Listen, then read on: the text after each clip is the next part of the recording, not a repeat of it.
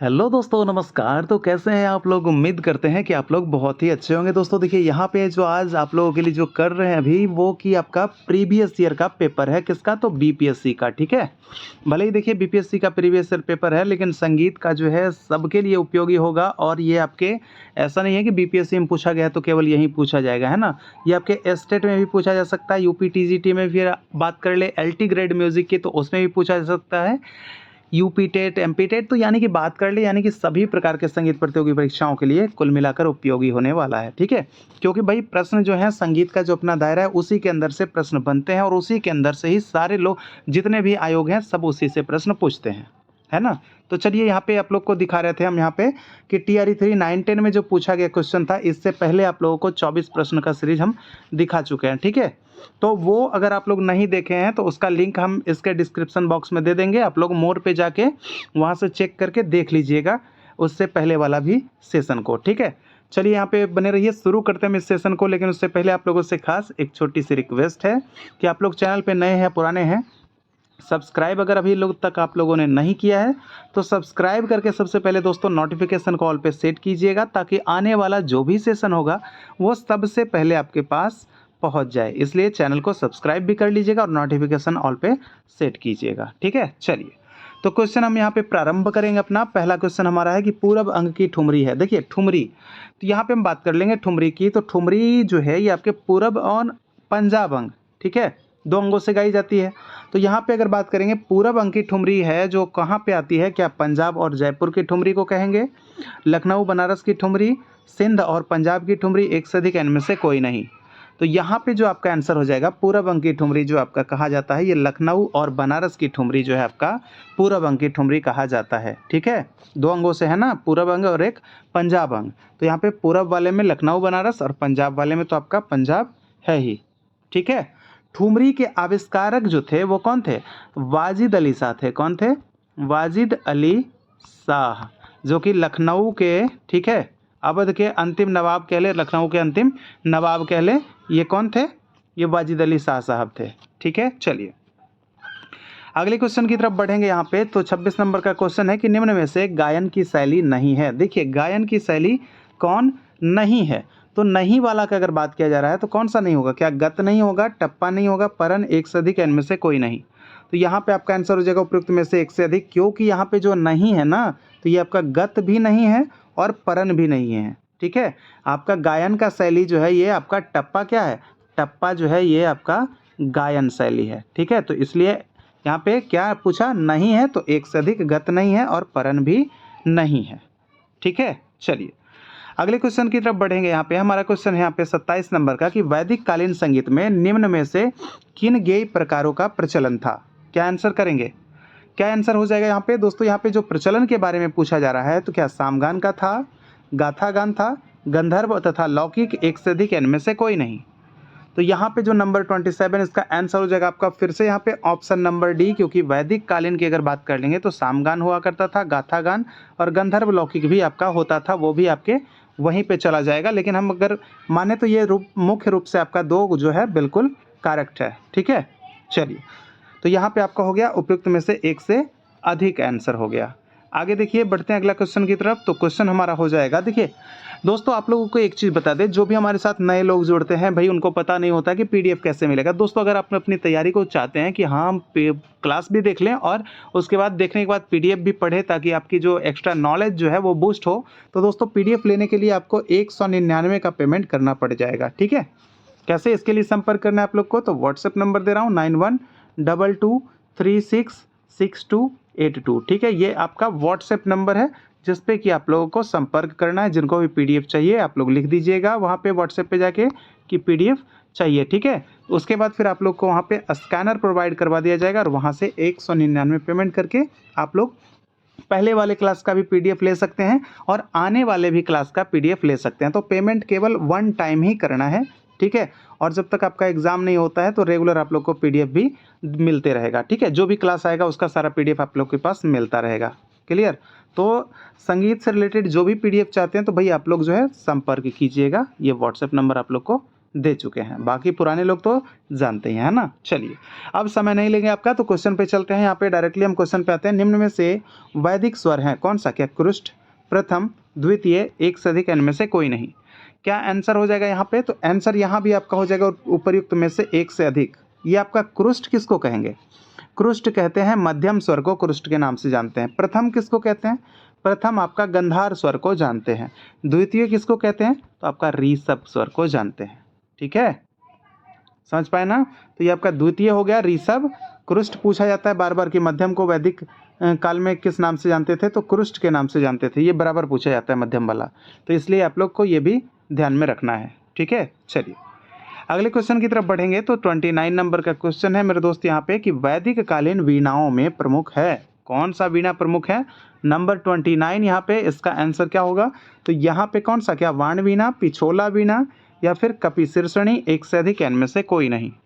यहाँ पे आंसर हो जाएगा उपयुक्त में से एक से अधिक दोस्तों मेरे, क्योंकि यहाँ पे जो है वैदिक कालीन की अगर वीणाओं की बात कीजिएगा तो वाण वीणा भी आपका था, पिछोला वीणा भी था, बाकी इसके बारे में तो थोड़ा सा ध्यान नहीं आ रहा है, कपिशीर्षणी। ठीक है, मेरे ख्याल से ये भी होगा, इसको एक बार आप लोग देख लीजिएगा। ठीक है, तो यहाँ पे आंसर एक से अधिक हो जाएगा वाण वीणा और पिछोला वीणा। यहीं से एक प्रश्न बना था आपसे पिछले सेशन में कि वाण वीणा में कितने तार होते हैं। फटाफट आप लोग को कमेंट करके बताना है कि वाण वीणा में तारों की संख्या कितनी बताई जाती थी। और तंत्री वाद्यों के लिए जो है वाण शब्द का प्रयोग था वो किस वेद में मिला था, ये भी बताए थे। और तंत्री वाद्यों के लिए वीणा शब्द का जो है प्रयोग सर्वप्रथम किस ग्रंथ में मिला था, ये भी हम बताए थे, है ना। अगर आप लोग रेगुलर सेशन देखते होंगे तो आप लोग को पता होगा। तो भैया आपको चलिए यहाँ पे फिर से बता देते हैं, एक बार रिपीट कर लीजिए यहाँ पे। तो तत्ववाद्य का जो है तत्ववाद्य वाण वाद्य का, ठीक है, तत्ववाद्यों को वाण वाद्य कहा जाता था। कौन से? तो कौन से? तो ऋग्वेद में कहा जाता था। ठीक है, ऋग्वेद में। लेकिन तत्ववाद्यों को जो है वीणा के नाम से जो कहा गया, वीणा के नाम से सर्वप्रथम जो उल्लेख किया गया था वो आपका यजुर्वेद में। कौन सा वेद में? यजुर्वेद में किया गया था। ये आपको ये भी क्लियर रखना है। ठीक है, चलिए अगले क्वेश्चन की तरफ देखेंगे। यहाँ पे नंबर 30 है। यहाँ पे पूछा जा रहा है कि वैदिक कालीन जो है आपका तूण नामक वाद्य किस वाद्य श्रेणी में आता है। ये आपका पहले भी क्वेश्चन पूछा जा चुका है, ये पीजीटी में करवाए थे आप लोग को तो पता होगा। इससे पहले आप लोगों के लिए जो है PYQs रेगुलर करवा रहे हैं। TRE 2 का करवाए, TGT PGT का करवाए, उसका फिर TRE 3 का भी यहाँ पे चल रहा है। तो दोस्तों यहाँ पे ध्यान दीजिएगा आप लोग, सारे प्रश्न जो है इंपॉर्टेंट है और सभी के लिए इंपॉर्टेंट है। ठीक है, तो चलिए बताना है यहाँ पे वैदिक कालीन तूण नामक वाद्य जो है किस श्रेणी में आता है? तत्, घन, सुशीर, एक से अधिक, इनमें से कोई नहीं। तो यहाँ पे आंसर हो जाएगा ऑप्शन नंबर सी आपका हो जाएगा कौन सा? सुशीर वाद्यों के अंतर्गत आता है तूण नामक वाद्य। कब के वाद्य थे? तो वैदिक कालीन वाद्य थे। ठीक है, जिसको कि फूंक कर बजाया जाता था, हवा के द्वारा ये बजता था।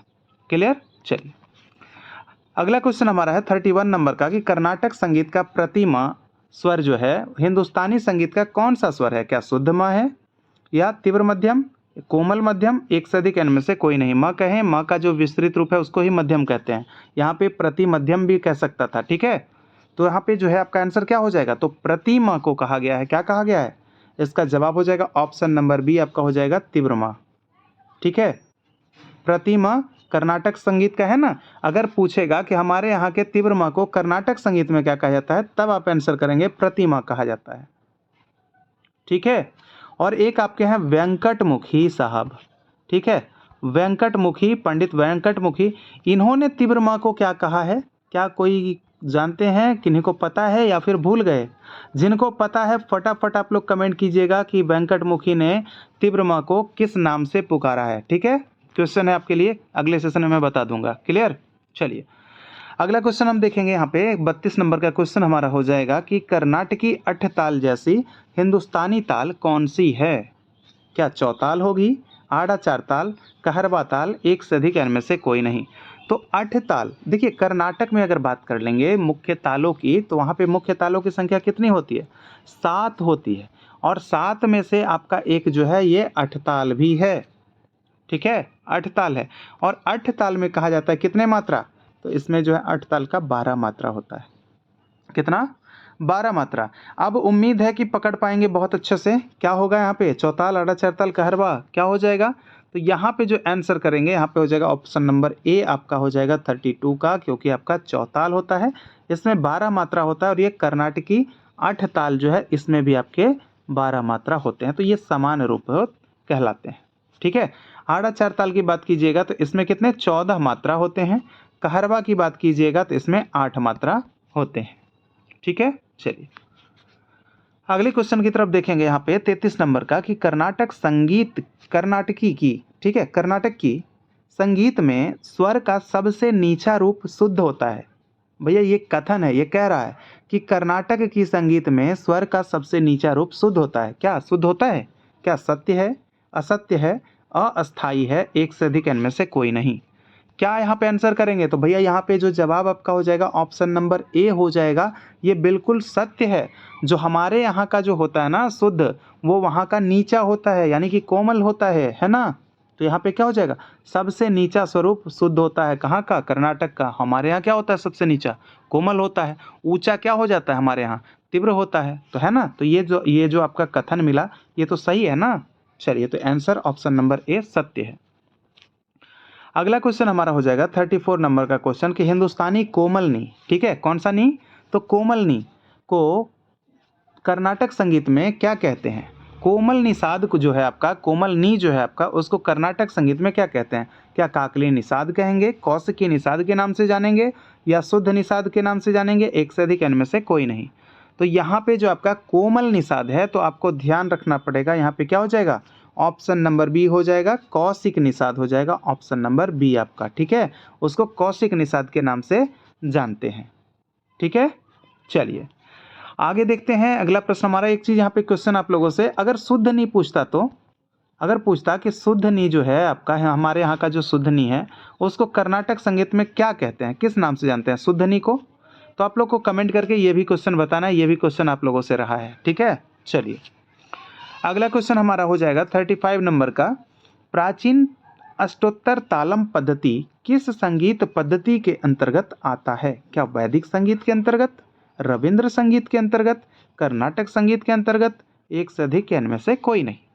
दोस्त यहाँ पे क्या आंसर हो जाएगा? दोस्त मेरे यहाँ पर जो आंसर होगा आपका ऑप्शन नंबर सी हो जाएगा, कर्नाटक संगीत। उसी में प्राचीनतम अष्टोत्तर तालम पद्धति जो है उसी के अंतर्गत आता है। किसके अंतर्गत? तो कर्नाटक संगीत के अंतर्गत। और कर्नाटक संगीत के पिता की बात कीजिएगा तो ये आपके पुरंदर दास जी को माना जाता है। पुरंदर दास जी को कहा जाता है कर्नाटक संगीत का पिता। ठीक है, चलिए अगला क्वेश्चन हमारा है 36 नंबर का कि राग में वादी संवादी स्वरों के बीच कितनी श्रुतियों का अंतर होता है? राग में वादी और संवादी स्वरों के बीच क्या 7 और 9 श्रुति का, 8 और 11 श्रुति का, 9 और 13 श्रुति का? एक से अधिक इनमें से कोई नहीं। तो अगर बात कर लेंगे वादी और संवादी, या तो देखिए संवाद जो होते हैं आपके, या तो आपका क्या होगा? सामा और क्या होगा? सापा। ठीक है ना। तो कितने श्रुतियों का जो है उनके बीच में अंतर दिखाया जाता है? तो यहाँ पे आंसर हो जाएगा ऑप्शन नंबर सी आपका 9 से 13 श्रुति, क्योंकि 9 जो है आपका सामा संवाद में जब होता है वादी संवादी तो 9 श्रुति होता है, और जब सापा संवाद में होता है तो 13 श्रुति का अंतर होता है। तो इसलिए आंसर 9 और 13 हो जाएगा। ठीक है, 9 और 13 हो जाएगा आपका आंसर। आगे देखते हैं क्वेश्चन 37 नंबर क्वेश्चन है कि परमेल परवेशक राग का उदाहरण है। देखिए परमेल परवेशक किसको कहते हैं? तो परमेल परवेशक वे राग होते हैं जो कि एक थाट से, भैया एक थाट से, ठीक है, जैसा कि जानते हैं कि प्रत्येक रागों की उत्पत्ति थाट से ही मानी जाती है, क्योंकि रागों की उत्पत्ति तो भाई कहीं और से तो होगा नहीं, जब भी होगा तो हर हाल में थाट से होगा। ठीक है, तो जो राग एक थाट से क्या होते हैं, दूसरे थाट में प्रवेश कर जाते हैं, दूसरे थाट में प्रवेश कर जाते हैं, तो वैसे राग जो होते हैं वही परमेल परवेशक राग कहलाते हैं। तो कौन है यहाँ पे देखेंगे? क्या राग जोग होगा, राग भटियार, राग जय जयवंती? एक से अधिक इनमें से कोई नहीं। यहाँ पे क्या जवाब हो जाएगा? तो यहाँ पे जवाब हो जाएगा ऑप्शन नंबर सी आपका, राग जय जयवंती, जो कि कहाँ से कहाँ, जो कि गाते है तो खमाज थाट का। कौन से थाट का? खमाज थाट का, लेकिन ये प्रवेश कर जाता है कहाँ पे? तो काफी थाट में प्रवेश कर जाता है, आपको ध्यान रखना है। ठीक है, तो परमेल परवेशक राग का उदाहरण हो गया राग जय जयवंती, जो कि खमाज थाट से काफी थाट में प्रवेश करता है। ठीक है, चलिए अगले क्वेश्चन की तरफ बढ़ेंगे। यहाँ पे 38 नंबर का क्वेश्चन है कि संधि प्रकाश राग का उदाहरण है। देखिए अब यहाँ पे है संधि प्रकाश, तो संधि प्रकाश किसको कहेंगे? तो संधि प्रकाश राग वे राग होते हैं जो कि प्रातः या फिर आपके सायंकाल 4 से 7 बजे के बीच में जो राग गाए जाते हैं वो राग आपके संधि प्रकाश राग होते हैं। और संधि प्रकाश रागों को 2 वर्गों में कहा गया है। एक तो आपका प्रातः काल का संधि प्रकाश राग और एक आपका सायंकाल संधि प्रकाश राग। ठीक है, सायंकाल संधि प्रकाश राग यानी प्रातः वाला यानी कि प्रातः 4 से 7 गाया जाएगा और साय वाला साय को 4 से 7 गाया जाएगा। तो इसी प्रकार से 2 भाग में बांट देते हैं, सायंकालीन और प्रातःकालीन संधि प्रकाश राग। ठीक है, वैसे केवल संधि प्रकाश तो 4 से 7 कभी भी। तो आइए यहाँ पे देखते हैं कौन सा आंसर हो जाएगा। क्या राग मियाँ की तोड़ी, राग श्याम कल्याण, राग मधुबंती, एक से अधिक, इनमें से कोई नहीं। तो यहाँ पे आपका जवाब हो जाएगा उपयुक्त में से कोई नहीं। ठीक है, 38 उपयुक्त में से कोई नहीं, क्योंकि भैया ये कोई भी ऐसा राग नहीं है जिसका गायन समय 4 से 7 है, या तो सुबह का या तो शाम का, इसलिए यहाँ पे कोई आंसर नहीं होगा। तो आंसर क्या हो गया? उपयुक्त में से कोई नहीं। ठीक है, चलिए अगले क्वेश्चन की तरफ बढ़ेंगे। 39 नंबर का क्वेश्चन हो जाएगा, दिए गए स्वरों में मीड का चिन्ह है। कौन सा मीड का चिन्ह होगा? क्या गामा? इस तरह से ये जो है आपका गामा तो स्वर लिख कर दिखाया गया है, चिन्ह जो है आपका ये इस टाइप का लगा हुआ है। ठीक है, तो यहाँ पे क्या हो जाएगा? मीड का चिन्ह कौन सा हो जाएगा? ये ऐसे या फिर ऐसे या फिर ऐसे वाला, एक से अधिक, इनमें से कोई नहीं। तो यहाँ पे आंसर क्या करेंगे? 39 यहाँ पे आंसर हो जाएगा मेरे दोस्त इनमें से कोई नहीं, क्योंकि जैसे कि आपका ग और म है ना, तो आप चिन्ह इस तरह से लगाएंगे। ठीक है, कैसे लगाएंगे? इस तरह से चिन्ह लगाएंगे, यानी कि ये उल्टा चंद्राकार जो है आपका यही मींड का चिन्ह होता है। ठीक है, तो ये आपका मींड हो गया, तो मींड का चिन्ह ऐसे होता है, इसलिए आंसर हो गया उपयुक्त में से कोई नहीं। मींड क्या होता है? यानी कि जब एक स्वर से दूसरे स्वर तक जैसे कि जाएंगे आप, तो यानी स्वर जो है खंडित नहीं होना चाहिए। ठीक है, टूटना नहीं चाहिए, बिना टूटे हुए, यानी कि ऐसा लगे कि हाँ यहाँ से अगर आप दूसरे स्वर पे पहुंचे हैं तो बीच में टूटा कहीं नहीं है। ठीक है, तो स्वरों का अटूट बोलना यानी बिना टूटे हुए ही बोलना, वही मींड आपका कहलाता है। तो वही उसका चिन्ह ऐसे, यानी इसको इस तरह से दिखा रहा है कि भाई ग से म पे जाना है। भाई यहाँ पे तो एक ही पास में ही है, जैसे कि आप लगाएंगे कभी सापा का मींड लगाएंगे, तो आप सा से जब जाएंगे तो प के बीच में बिल्कुल टूटना नहीं है स्वर, आपको एक साथ ही बोलना है, जैसे कि सा प, नहीं टूटना है ना, बिना टूटे हुए। चलिए अगला क्वेश्चन देखेंगे 40 नंबर का। नंबर 40 क्वेश्चन है कि पंडित सारंगदेव ने गमक के कितने भेद बताए हैं? क्या 10 प्रकार के गमक हैं, 15 प्रकार के गमक हैं, 20 प्रकार के, एक से अधिक, इनमें से कोई नहीं। यहाँ पे आंसर करेंगे ऑप्शन नंबर बी को, क्योंकि सारंगदेव ने संगीत रत्नाकर में, कौन से ग्रंथ में? संगीत रत्नाकर है ना, जो कि 13वीं सदी में लिखा गया है। चलिए आपको यहाँ पे बताना है उत्तरार्ध की पूर्वार्ध कब होगा, संगीत रत्नाकर का रचना काल कब, 13वीं सदी के उत्तरार्ध या पूर्वार्ध, ये बताना है आप लोगों को, है ना। करवाए थे आप लोग को, पिछले ही सेशन में बता रखे हैं हम। ठीक है, चलिए तो इसके प्रीवियस सेशन नहीं देखे हैं तो लिंक हम आप लोग को दे देंगे, देख लीजिएगा वो भी। ठीक है, तो चलिए यहाँ पे 15 बताए हैं। 10 की बात कर लेंगे तो ये आपका कर्नाटक संगीत में जो है आपका कर्नाटक संगीत में कितने प्रकार के गमक? 10 प्रकार के गमक बताए गए हैं कर्नाटक संगीत के अंदर में। 20 प्रकार के अगर गमक की बात कर लेंगे तो ये आपके अहोबल जी हैं। कौन है? पंडित अहोबल जी हैं, जिन्होंने कि 20 प्रकार के गमक बताए हैं। इनका कहना है कि गमक के कितने प्रकार हैं? तो गमक के 20 प्रकार हैं। ठीक है, बाकी आपका अगर पूछा जाए कुछ न लिखा हुआ रहे, केवल पूछे कि गमक के कितने प्रकार, तो आपको 15 ही बताना है। ठीक है, चलिए आगे देखते हैं। 41 नंबर का क्वेश्चन है कि निम्न में से आश्रय राग है कौन सा? देखिए आश्रय राग, आश्रय क्या होता है सबसे पहले ये जान लीजिए। यानी वे राग जो क्या होते हैं, अपने थाट के नाम से ही जाने जाते हों, अपनी या फिर अपने थाट के नाम पर ही राग हों, तो वे कैसे राग होते हैं? वे आश्रय राग होते हैं, यानी थाट के नाम से संबंधित। तो आप लोग को पता है कि हमारे हिंदुस्तानी संगीत के अंदर में कितने थाट?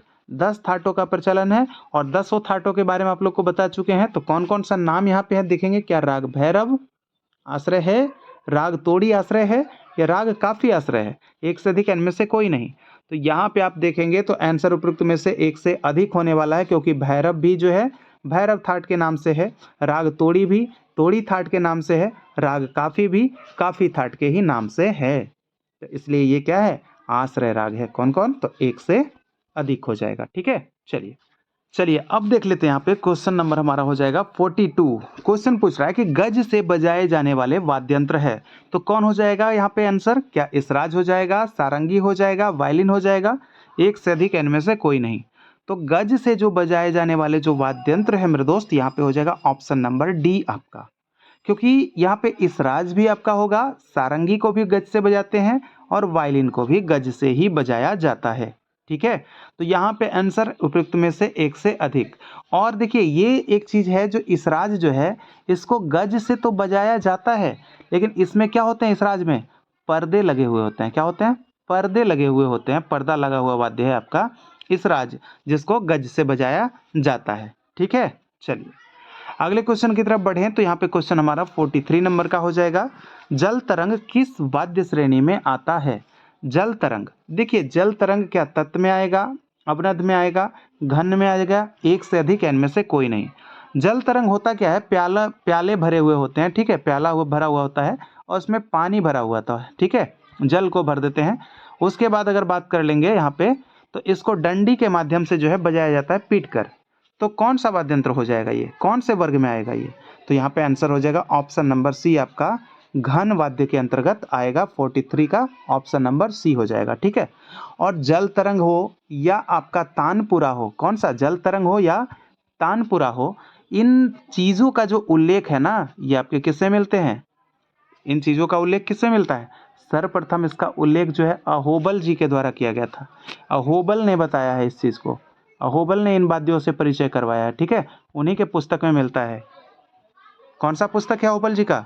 तो संगीत पारिजात, उसी के अंदर बताया गया है जल तरंग और तानपुरा का वर्णन जो है सर्वप्रथम उन्हीं के पुस्तक में आता है सर्वप्रथम। ठीक है, चलिए अगला क्वेश्चन है हमारा 44 नंबर का कि वृंदवादन है। क्या है वृंदवादन? देखिए वृंदवादन जो है आपका, इसको क्या कहा था भरत ने? इसको तो कुतुब कहा था ना, कुतुब कहा था। और कुतुब जो कहा था, तो कुतुब कहा था तो इसके भी प्रकार बताए थे उन्होंने, याद है कि नहीं? तो कुतुब जो कहा था इसके 3 प्रकार बताए थे। भरत ने कितने प्रकार बताए? 3 प्रकार। उत्तम, उत्तम और आपका उत्तम, और क्या होता है? एक मिनट, नहीं उत्तम नहीं, तत्कुतुब। ठीक है, थोड़ा सा ध्यान से निकल गया था। तत्कुतुब, नाट्य कुतुब और अवनद कुतुब।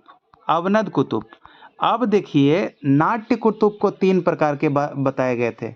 इसमें था उत्तम, अधम और मध्यम। इसमें था, ठीक है, नाट्य को जब 3 भाग में बांटा ना, तो इसमें था उत्तम, मध्यम और अधम। कुतुब के 3 प्रकार अगर पूछे तो तत्व कुतुब, नाट्य कुतुब और अवनद कुतुब। ठीक है, भरत ने तो इसी को कहा था, ध्यान है। चलिए अब आ जाइए अपने क्वेश्चन पे। तो क्वेश्चन क्या कह रहा है कि वृंद वादन है, एकल वादन शैली है, युगल वादन शैली है, सामूहिक वादन शैली है, एक से अधिक इनमें से कोई नहीं। तो यहाँ पे बात कर लेंगे तो सामूहिक वादन शैली इसका करेक्ट आंसर हो जाएगा, क्योंकि वृंद वादन जो है जब समूह में बैठे हुए लोग होते हैं, उसमें गायक होते हैं, गायिका होती है, बहुत सारे जो है एक साथ बैठे हुए होते हैं, और वही आपका वृंद वादन कहलाता है। ठीक है, चलिए अगला क्वेश्चन हमारा है 45 नंबर का कि जवा से बजाया जाने वाला वाद्य है। जवा से क्या? वीणा, सितार, सरोद, एक से अधिक इनमें से कोई नहीं। तो जवा से जो आपका जो जवा होता है, उससे जो बजाया जाने वाला जो वाद्य यंत्र होता है, उसको क्या कहते हैं? क्या वीणा को? नहीं, वीणा को नहीं। सितार नहीं, सितार भी नहीं, क्योंकि सितार तो किससे? मिजराब से बजाते हैं, है ना, मिजराब से। उसके बाद आपका आंसर जो हो जाएगा डायरेक्ट आपका ऑप्शन नंबर सी हो जाएगा, सरोद हो जाएगा, जिसको कि जवा से बजाया जाता है। ठीक है, सरोद। और सरोद कैसा वाद्य है? बिना पर्दा वाला वाद्य है, बिना पर्दा वाला वाद्य है। इसमें पर्दे नहीं होते हैं। ठीक है, ध्यान रखना है, इसमें पर्दे नहीं होते हैं। ठीक है, चलिए अगले क्वेश्चन की तरफ देखेंगे। तो 46 नंबर का क्वेश्चन हो जाएगा कि निम्न में से तुम्बा और दांड से बने हुए वाद्य हैं।